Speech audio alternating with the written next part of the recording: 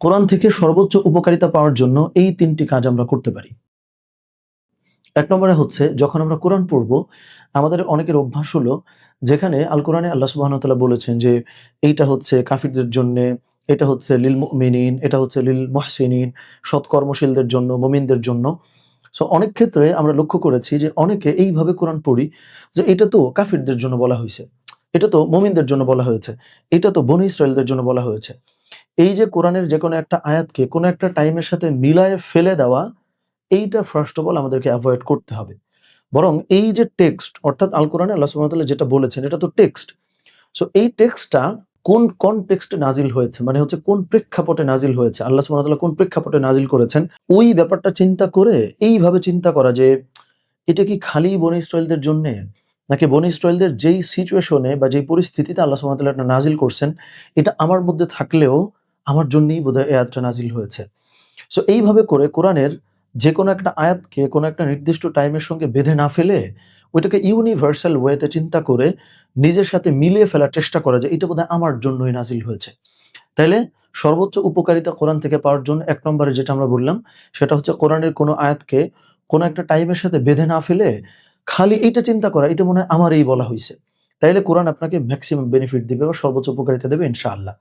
২ নম্বরটা হচ্ছে যখন আমরা কোরআন পড়ি তখন এইভাবে চিন্তা করে কোরআনটা পড়া যে সরাসরি আল্লাহ সুবহানাহু ওয়া তাআলা আমার সঙ্গে কথা বলতেছেন।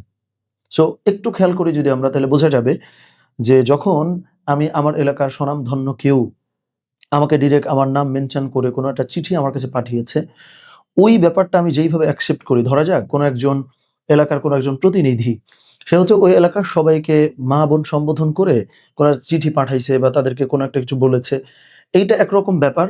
আরেকটা হলো ওই জনপ্রতিনিধি আপনার নাম ধরছে যে আব্দুল্লাহ বা আব্দুর রহমান বা আমিনা বা হচ্ছে এরকম কোনো একটা নাম আপনার। সো এই নামটা মেনশন করে এলাকার জনপ্রতিনিধি সে আপনাকে পাঠিয়েছে যে, "আব্দুল্লাহ, তোমার হচ্ছে কি অবস্থা? কোন সমস্যার মধ্যে আছো কিনা?" সো এই যে অনেক বেশি পার্সোনালাইজড ফিল করা যে এটা তো ডিরেক্ট আমারে বলা হইছে। সো কোরআনের যেকোনো আয়াত যখন আমি পড়ব, ওইটার ক্ষেত্রে সেম ওয়েতে চিন্তা করা যে এটা তো আল্লাহ সুবহানাহু ওয়া তাআলা আমারে বলতেছেন। সো এইভাবে চিন্তা করলেও কোরআন থেকে আমরা সর্বোচ্চ বেনিফিট পেতে পারি ইনশাআল্লাহ। ৩ নম্বরটা হচ্ছে যখন আমি কোরআন পড়ব, এই নিয়তে আমি কোরআন পড়ব যে আমি যে আয়াতটা পড়লাম এটা কেবলমাত্র আমি সওয়াবের জন্য পড়ছি না। এইটার ব্যাপারে আমরা অনেকে ভুল বুঝতে পারি। আমি একটু বিস্তারিত ব্যাখ্যা দিয়ে বোঝাই। যে আমরা অনেকে আছি কোরআন পড়ি শুধু সওয়াবের নিয়তে যে একটা বর্ণ যদি পড়ি, একটা অক্ষর যদি আমি পড়ি তাহলে হচ্ছে ১০ টা নেকি। আলিফ, লাম, মিম ৩ টা যদি পড়ি তাহলে হচ্ছে ৩০ নেকি। এইটা তো আল্লাহ সুবহানাহু ওয়া তাআলা আমাকে দেবেনই। কিন্তু আমি যখন কোরআন পড়ছি তখন যদি আমার একমাত্র উদ্দেশ্য হয় যে নেকি প্রাপ্তি, এইটা কিন্তু আমাকে আখিরাতে মুক্তি প্রদান করবে। কিন্তু এই রিডিংটা বা কোরআন এইভাবে পড়াটা আমাকে কিন্তু সর্বোচ্চ বেনিফিট দিতে পারবে না।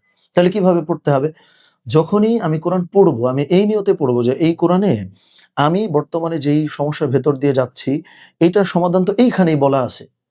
সো একটা ছোট্ট উদাহরণ দিয়ে বুঝাই যে যখন আপনাকে হচ্ছে নির্দিষ্ট কোনো একটা টার্গেট দিয়ে বলা হয়েছে যে তুমি বাজারে গিয়ে এই মুহূর্তে তুমি হচ্ছে যে আলু কিনে নিয়ে আসো বা পটল কিনে নিয়ে আসো। এটা আপনাকে বলে দেয়া হয়েছে। সো তখন যেটা হবে, আপনি তো ব্রেইনের মধ্যে আলুটা গেঁথে তারপরে বাজারে প্রবেশ করছেন। তার মানে ওই মুহূর্তে আপনি খেয়াল করে দেখেন যে আপনার চোখে শুধু আপনি আলুই দেখবেন। মানে আলু দেখবেন মিন্স যত মানে গলির ভেতরে থাকুক না কেন আপনি আলুটা খুঁজে পাবেন।